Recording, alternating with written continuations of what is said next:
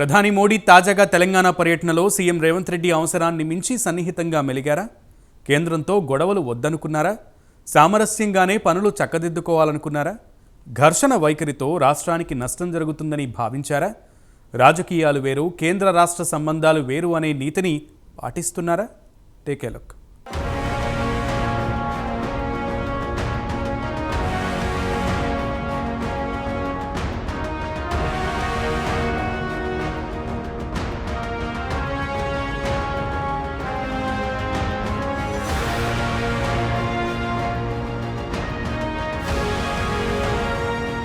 ప్రధాని మోదీ తాజాగా తెలంగాణ రాష్ట్రంలో జరిపిన పర్యటనలో చాలా ఆసక్తికరమైన సంఘటనలు చోటు చేసుకున్నాయి. గతంలో ప్రధాని పర్యటనలో అప్పటి సీఎం కేసీఆర్ వ్యవహరించిన తీరుకు ఇప్పుడు రేవంత్ రెడ్డి ప్రవర్తించిన తీరుకు చాలా తేడా ఉందని రాజకీయ విశ్లేషకులు చెబుతున్నారు. సహజంగా కేంద్ర రాష్ట్రాలలో ఒకే పార్టీ అధికారంలో ఉంటే ప్రధాని పర్యటనకు ఎంతో ప్రాధాన్యత ఉంటుంది. హంగు ఆర్భాటంతో స్వాగతాలు ఉంటాయి. అధికారిక పర్యటననైనా పనిలో పనిగా పార్టీకి సంబంధించిన వ్యవహారంగానే నడిపిస్తారు. కానీ కేంద్రంలో ఒక పార్టీ, రాష్ట్రంలో ఒక పార్టీ అధికారంలో ఉంటే కొంచెం తేడాగానే ఉంటుంది. అందున జాతీయ స్థాయిలో నువ్వా నేనా అని పోరాడే పార్టీలో అయితే ఇంకా వేరే రకంగా ఉంటుంది. తాజాగా ప్రధాని మోదీ తెలంగాణ రాష్ట్రంలో పర్యటనకు వచ్చారు. ఇది పూర్తిగా అధికారిక పర్యటనే కాకుండా పార్టీకి సంబంధించిన కార్యక్రమంలో కూడా పాల్గొన్నారు. అధికార కార్యక్రమానికి సంబంధించి ప్రభుత్వ పరంగా ఒక ప్రధానికి ఇవ్వవలసిన గౌరవ మర్యాదలు రేవంత్ సర్కార్ ఇచ్చింది. అయితే ఆ కార్యక్రమంలో సీఎం రేవంత్ రెడ్డి ప్రధానికి బాగా సన్నిహితంగా మెలగడం ఇప్పుడు హాట్ టాపిక్ అయింది.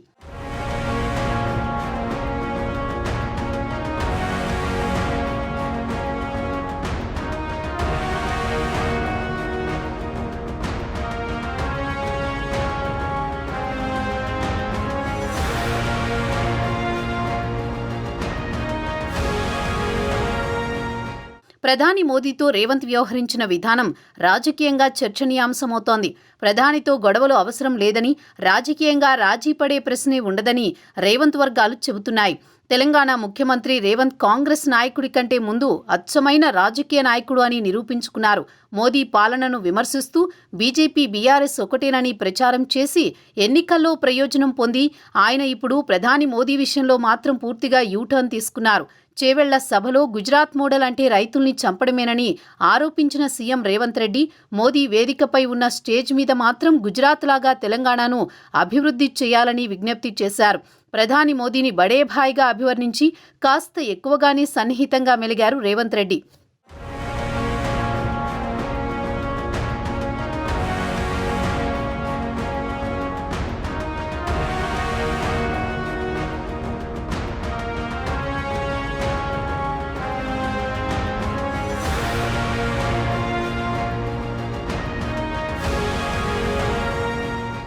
తమకు బీజేపీ, మోదీతో మాత్రమే విభేదాలు ఉన్నాయని, ప్రధాని కుర్చీతో తమకు ఎటువంటి ఇబ్బందులు లేవని ఆసక్తికర వ్యాఖ్యలు చేశారు. మోదీని వ్యతిరేకిస్తున్నామంటే కేంద్ర ప్రభుత్వాన్ని వ్యతిరేకిస్తున్నట్లు కాదని, కేంద్ర ప్రభుత్వం అంటే కేంద్ర మంత్రివర్గం, ప్రధానమంత్రి ఉంటారు. వారితో రాష్ట్ర ప్రభుత్వానికి సత్సంబంధాలు ఉండాలని తాము ఆకాంక్షిస్తామని హితవు పలికారు. ఆ తర్వాత నొప్పించకుండా శుతిమెత్తగా తన విన్నపాలను మోదీ ముందు ఉంచారు. ఈ సభలో మాట్లాడుతూనే ప్రధాని అంటే మాకు పెద్దన్న లెక్క, ఆయనతో గొడవ పడతామా అని ప్రధాని మోదీ విషయంలో మాజీ ముఖ్యమంత్రి కేసీఆర్ వ్యవహార శైలిని పరోక్షంగా ఎండగట్టారు. ఇది రేవంత్ రాజకీయ వ్యూహంగా రాజకీయ పరిశీలకులు చెబుతున్నారు.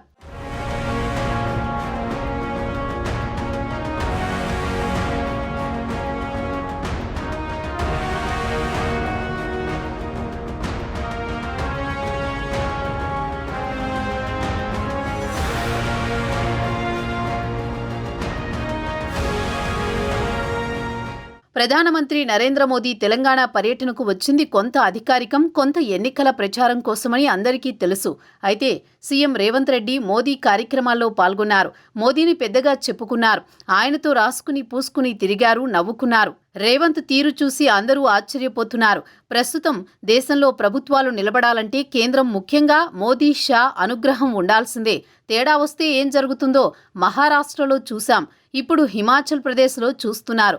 ఒక పక్క పార్లమెంట్ ఎన్నికల తర్వాత రేవంత్ ప్రభుత్వం ఉంటుందో ఉండదో తెలియదంటూ బీజేపీ నాయకులతో పాటు బీఆర్ఎస్ నేతలు కూడా వ్యూహాత్మకంగానే విమర్శలు చేస్తున్నారు. ఇలాంటి సమయంలో రేవంత్ రెడ్డి నేరుగా ప్రధాని మోదీకే మాటలతో కాకుండా చేతలతో సందేశం ఇచ్చారు. పార్లమెంట్ ఎన్నికల్లో ఫలితాలు ఎలా వచ్చినా బీజేపీకి ఇప్పటికిప్పుడు ప్రభుత్వాన్ని కూలగొట్టాల్సిన అవసరం ఏముంది, మనమంటే గౌరవమే కదా అని అనిపించుకునేలా రేవంత్ రెడ్డి వ్యవహరించారని రాజకీయ వర్గాలు అంచనా వేస్తున్నాయి. ప్రధాని మోదీ కూడా రేవంత్ విషయంలో అంత వ్యతిరేకంగా ఉన్నట్లు కనిపించడం లేదు. ఆయన కాంగ్రెస్ సీఎం అయినప్పటికీ తనకు చక్కగా ప్రోటోకాల్ ఇచ్చి ఏమాత్రం వివాదాస్పదం కాకుండా మాట్లాడిన రేవంత్ రెడ్డిపై మోదీకి అభిమానం పెరగకుండా ఉంటుందా అన్న సందేహం ఎవరికైనా కలగక మానదు.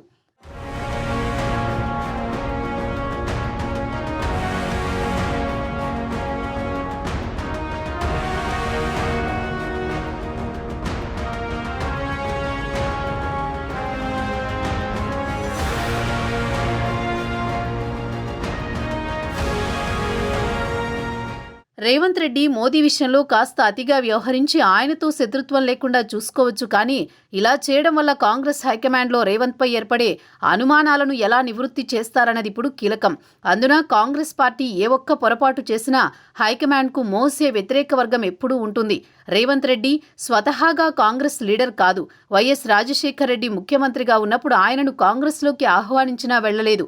ముందుగా రేవంత్ కెరీర్ ఏబీవీపీ నుంచి ప్రారంభమైందని అందరూ చెబుతారు. అది నిజం కూడా. ఆయన లక్ష్యం కేసీఆర్ను ఓడించి ముఖ్యమంత్రిని కావడం. రాజకీయ ఏకీకరణ పేరుతో కాంగ్రెస్లో చేరారు. ఆ లక్ష్యాన్ని అందుకున్నారు. ఇప్పుడు ఆయన లక్ష్యం ప్రభుత్వాన్ని కాపాడుకోవడం. సీఎంగా బాధ్యతలు చేపట్టిన తర్వాత రేవంత్ రెడ్డి మర్యాదపూర్వకంగా ఓసారి ప్రధాని మోదీని ఢిల్లీలో కలిశారు. అప్పట్లో రేవంత్ రెడ్డి వెంట డిప్యూటీ సీఎం భట్టి విక్రమార్క కూడా ఉన్నారు. రేవంత్ రెడ్డి కాంగ్రెస్ పార్టీ విధానాలకు వ్యతిరేకంగా చేశారని చెప్పలేం, కానీ మోదీతో రేవంత్ సన్నిహిత సంబంధాలు పెంచుకోవడానికి చేసిన ప్రయత్నాలు మాత్రం ఆయనపై కాంగ్రెస్ హైకమాండ్లో ఓ సందేహం లేవనెత్తే అవకాశాలున్నాయని రాజకీయ వర్గాల్లో చర్చ నడుస్తోంది. దీన్ని పెంచేందుకు బీఆర్ఎస్తో పాటు కాంగ్రెస్లోని ఆయన ప్రత్యర్థులు ప్రయత్నించడం సహజమే. చూడాలి మరి ముందు ముందు ఏం జరుగుతుందో అన్నది.